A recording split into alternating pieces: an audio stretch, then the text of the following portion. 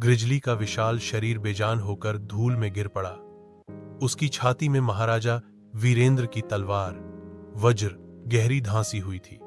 उसका भयानक लोहे का गदा उसके शिथिल हाथों से छूटकर मिट्टी में धंस गया। संकरे दर्रे में सन्नाटा छा गया, जिसे वीरेंद्र के योद्धाओं की एक विजयी गर्जना ने तोड़ा। विजय महाराजा वीरेंद्र की, कलिंग की जय! बजरंग की दहाड़ चट्टानों से टकराकर गूंज उठी। अपने पराजित सरदार को धूल चाटते देख पहाड़ी जनजातियों के बचे हुए लड़ाकों के कलेजे कांप उठे।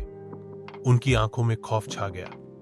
उन्होंने अपने हथियार वहीं पर फेंक दिए और जान बचाने के लिए दुर्गम पहाड़ियों की ओर भागने लगे। वीरेंद्र के 20 वीर योद्धा, जिनकी तलवारें शत्रु के रक्त से सनी थीं, अपने महाराजा के चारों ओर एकत्र हो गए। उनके चेहरे जीत के गर्व से चमक रहे थे। महाराजा वीरेंद्र भीषण युद्ध से थके हुए और कवच पर गहरे निशान लिए विजयी खड़े थे।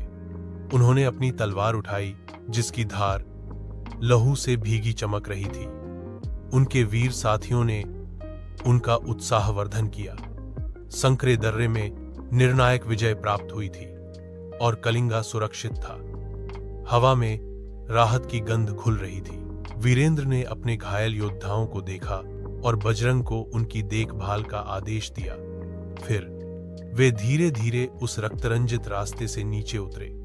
उनके हर कदम में थकान थी, लेकिन आंखों में विजय की चमक थी। जैसे ही महाराजा वीरेंद्र और उनके विजयी योद्धा कलिंगा की राजधानी की ओर बढ़े, उनके लौटने की खबर जंगल में दावानल की तरह फैल गई।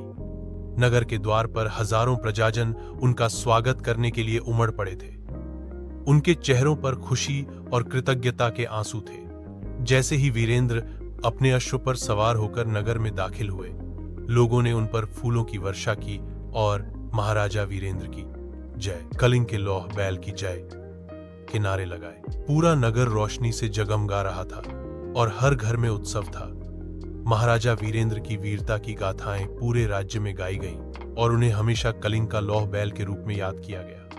उनकी इस जीत ने न केवल राज्य को बचाया, बल्कि साहस का एक प्रेरणादायक उदाहरण भी स्थापित किया। अगर आपको महाराजा वीरेंद्र की ये कहानी अच्छी लगी तो टाइनी टॉम टेल्स को जरूर सब्सक्राइब करें, लाइक और शेयर करना न भूलें